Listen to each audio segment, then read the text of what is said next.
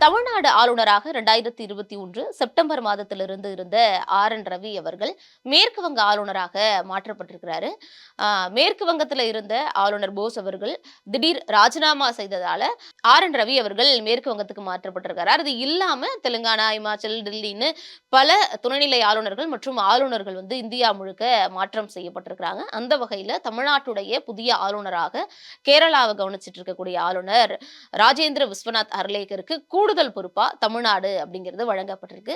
தமிழ்நாடு ஆளுநர் RN ரவியுடைய பதவிக்காலம் அப்படிங்கிறது முன்பே முடிஞ்சிருச்சு.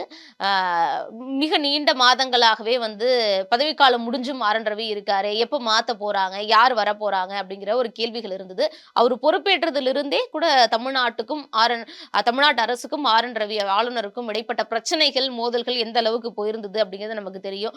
அது தமிழ் மொழி சார்ந்ததாக இருக்கட்டும், திருவள்ளுவருக்கு காவி உடை போட்டது, பூணூல் போட்டது, தமிழக சட்டப்பேரவையில அரசு கொடுத்த உரையை வாசிக்காமல் வெளிநடப்பு செய்ததாக இருக்கட்டும், இல்லைன்னா வாசிச்சும் ஒரு சில வார்த்தைகளை அதுல இருந்து குறிப்பிட்ட வார்த்தைகளை கலைஞர் அந்த மாதிரியான அண்ணா அந்த மாதிரியான வார்த்தைகளை நீக்கிட்டு மற்றதை வாசிச்சதாக இருக்கட்டும்னு மிக நீண்ட பிரச்சனைங்கிறது தொடர்ந்து ஆளுநருக்கும் தமிழ்நாட்டு அரசுக்கும் இருந்தது. இங்கே இருந்து ஒப்புதல் கொடுத்து அனுப்பப்பட்ட மசோதாக்கள் எல்லாத்தையும் நிலுவையில போடுறது, அந்த மசோதாக்கள் பலமுறை கேட்டு ஒப்புதல் கொடுக்காம உச்சநீதிமன்றத்துக்கே போய் தமிழ்நாடு அரசு அதற்கு ஒப்புதல் வாங்கினதுங்கிறது மிகப்பெரிய அளவுல பேசுபொருளாக மாறி இருந்தது. தமிழ்நாடு மற்ற மாநிலங்களுக்கு முன்னுதாரணமாக இருக்கிறது ஆளுநர் விவகாரத்தில் அப்படின்னு சொல்லி பல மாநிலங்கள் அதுக்கு பிறகாக உச்சநீதிமன்ற படிக்கட்டுகளை ஏற ஆரம்பிச்சாங்க. ஆளுநர்கள் மசோதாக்களை நிலுவையிலேயே போடுறாங்கன்னு சொல்லி அதே மாதிரி தொடர்ந்து 3 வருடங்கள் பார்த்தோம் அப்படின்னா ஆளுநர் அவர்கள் தன்னுடைய ம், சட்டப்பேரவை உரையை வாசிக்காமல் தேசிய கீதம் பாடப்படலை அப்படின்னு சொல்லிட்டு வெளிநடப்பு செஞ்சதுன்னு தொடர்ந்து 3 வருஷம் பல விவகாரங்கள் சம்பந்தமா வெளிநடப்பு பண்ணாரு. இப்படி தொடர்ந்து பிரச்சனைகள் இருந்துகிட்டே இருந்த சூழல்ல தான் மேற்கு வங்க ஆளுநராக மாற்றப்பட்டிருக்கிறார். மம்தா பானர்ஜி அவர்கள் இது மாதிரி ராஜினாமா செய்யறதோ என்கிட்ட சொல்லல, உள்துறை அமைச்சகம் ஏன் இப்படி செயல்படுறாங்கன்னு தெரியல, இது முறை இல்லைன்னு சொல்லி அவங்களுடைய ஆதங்கத்தை வெளிப்படுத்தியிருக்காங்க. தேர்தல் நேரத்தில் இது மாதிரி எல்லாம் நடக்குது அப்படின்னு சொல்லிட்டு இப்போ RN ரவி அவர்கள் மேற்கு வங்கத்துக்கு மாத்தப்பட்டிருக்காரு. சரி, தமிழ்நாட்டுக்கு இனி யார் ஆளுநர், அவர் யாரு அப்படின்னு பார்த்தோம்னா கேரளாவுல தற்போதைய ஆளுநராக இருக்கக்கூடிய ராஜேந்திர விஸ்வநாத் அர்லேக்கர். இவர் யாரு அப்படின்னா கோவாவை பூர்வீகமாக கொண்டவர். 1954ல கோவா மாநிலம் பனாஜில விஸ்வநாத் அர்லேக்கருக்கும் திலோத்தமா அர்லேக்கருக்கும் மகனா பிறக்கிறாரு. அதுக்கப்புறம் கல்வி படிப்பு எல்லாத்தையுமே கோவாவிலேயே முடிக்கிறவர். வாஸ்கோட காமால போய் வணிகவியல் படிப்பை முடிக்கிறார். 1989ல பாஜகல அதிகாரப்பூர்வமாக உறுப்பினராக இணைகிறாரு. ஆனா அதற்கு முன்பே தன்னுடைய சிறு வயதிலிருந்தே RSSல, அதாவது ராஷ்டிரிய ஸ்வயம் சேவக் சங்கம் நமக்கு தெரியும், RSSல தொடர்ந்து தொடர்பு கொண்டவராக, நெருக்கம் கொண்டவராக பயணிச்சிருக்காரு. அப்புறம் 89ல தான் பாஜகவுல தன்னுடைய உறுப்பினராக இணைச்சுக்கிறாரு. அப்புறம் கோவாவுல சட்டப்பேரவை உறுப்பினராக முதல்ல 2002ல தேர்ந்தெடுக்கப்படுறாரு. 2002, 2007 இந்த இடைப்பட்ட 5 ஆண்டு காலம் சட்டப்பேரவை உறுப்பினராக இருக்காரு.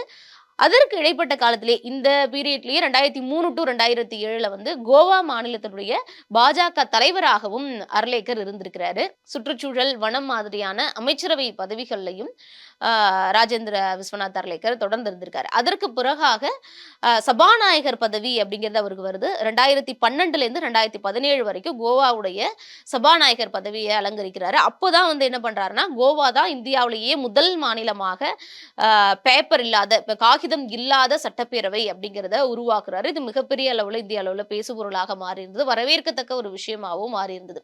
2012 டு 2017 சபாநாயகராக இருந்தப்போ அந்த செயலை செய்யறாரு. தொடர்ந்து சமூகம் சார்ந்து, சுற்றுச்சூழல், வனம் சார்ந்த பிரச்சனைகள் அமைச்சராக இருந்தப்போ நிறைய நல்ல காரியங்கள் செஞ்சிருக்கிறதாகவும் சொல்லப்படுது. அதற்கு பிறகாக அவர் 2021ல இமாச்சல பிரதேசத்திற்கு ஆளுநராக நியமிக்கப்படுறார். 21 to 23 அங்க இமாச்சல்ல இருக்காரு. 2023ல பீகார் ஆளுநராக மாத்துறாங்க. இமாச்சல்ல இருந்து பீகாருக்கு வராரு. 23ல இருந்து 25 வரைக்கும் பீகாரோட ஆளுநரா இருக்காரு. 25 ஜனவரி மாசம் கேரள ஆளுநராக மாத்தப்படுறாரு. சோ கேரளாக்கு ராஜேந்திர விஸ்வநாத் அர்லேக்கர் கேரள அரசோட எந்த மாதிரி உறவுல இருந்தாரு, RN ரவி மாதிரி தமிழ்நாட்டுக்கு வந்தா தொடர்ந்து குடைச்சல் கொடுப்பாரா, இல்லைன்னா ஸ்மூத்தான ஒரு உறவா போகுமா அப்படிங்கிற கேள்விதான் இப்போ பெரும்பாலானோர்களுக்கு இருக்கலாம். கேரளாக்கு கடந்த ஜனவரி மாதம் அர்லேக்கர் அங்கேயும் ஒரு சுமூகமான உறவு இல்லை அப்படின்னு தான் சொல்லணும். RN ரவி அவர்கள் எப்படி தமிழ்நாடு சட்டப்பேரவையில தன்னுடைய உரையை வாசிக்காம போனாரோ அதே மாதிரி அர்லேக்கரும் கேரளா சட்டசபையில அவருடைய உரையை வாசிக்கல. அங்க ஒரு சில திட்டங்கள், மாநில அரசு கொண்டு வந்த திட்டங்கள வந்து புறக்கணிச்சிருக்கிறாரு. ஒரு சில வாக்கியங்கள் வந்து படிக்காம இருந்திருக்கிறாரு. ஸோ அரசு ஒப்புதல் கொடுத்த ஒரு சட்டப்பேரவையில அவரு வாசிக்க வேண்டிய ஒரு உரையை எப்படி தவிர்க்கலாம்? எப்படி இது மாதிரியான வார்த்தைகள் எடுக்கலாம்னு தமிழ்நாடு முதல்வர் அவர்கள் சொன்ன அதே வார்த்தைய கேரள முதல்வர் பினராயி விஜயன் அவர்களும் சொல்லியிருக்காரு. தமிழ்நாடு அரசு ஒப்புதல் கொடுத்த இந்த உரை அப்படிங்கிறது சட்டப்பேரவையுடைய இது குறிப்புல வந்து சேர்க்கப்படும் அப்படின்னு சொல்லிட்டு ஆளுநர் அவர்களுக்கு எதிராக வந்து பினராயி விஜயன் அவர்கள் பேசியிருக்காரு. இப்படி தமிழ்நாட்டுல ஆர்.என். ரவி அவர்கள் நடந்துகிட்ட மாதிரியான சட்டப்பேரவை விஷயங்கள் தான் கேரளாவிலும் நடந்திருக்கு. இப்ப கூடுதல் பொறுப்பாகத்தான் ராஜேந்திர விஸ்வநாத் அர்லேக்கருக்கு தமிழ்நாடும் ஒதுக்கப்பட்டிருக்கு. ஆர்எஸ்எஸ் பின்புலம் கொண்டவர், பாஜகவில் இருந்தவர், பல்வேறு பதவிகளை வகித்தவர், சபாநாயகர், அமைச்சர், எம்எல்ஏ, பாஜக மாநில தலைவராகவும் இருந்திருக்கிறார். இப்ப தமிழ்நாட்டிற்கு வந்து அவருடைய நடவடிக்கை என்னவாக இருக்கும், எவ்வளவு நாட்கள் நீண்டு இருக்க போறாரு? ஏன்னா தெலுங்கானாலே நமக்கு தெரியும் பாஜகவுடைய மூத்த தலைவரான தமிழிசை சவுந்தரராஜன் தெலுங்கானா ஆளுநராக இருக்கப்போ கூடுதல் பொறுப்பாக பாண்டிச்சேரி துணைநிலை ஆளுநரும் அவருக்கு ஒதுக்கப்பட்டது. அது மாதிரிதான் இப்போ இவருக்கும் வந்து கூடுதலாக தான் தமிழ்நாடு ஒதுக்கப்பட்டிருக்கு. அப்ப புதுசாக தனியாக தமிழ்நாட்டிற்குன்னு ஒரு ஆளுநர் போடுவாங்களா?